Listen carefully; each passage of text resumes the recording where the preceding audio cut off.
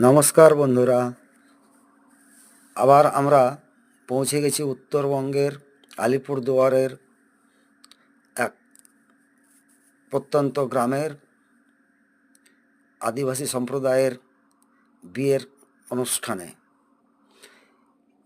এই অনুষ্ঠানের জাঁকজমকতায় আমরা অভিভূত। বিয়ে হয়ে গেছে, তার রিসেপশন চলছে। দেখুন সেই রিসেপশন। কে বলবে সমাজে পিছিয়ে পড়া শ্রেণী মানুষের প্রতি যে অনেকের ধারণা, এখানে তার ব্যতিক্রম। সত্যি আমরা যারা শহরের মানুষ,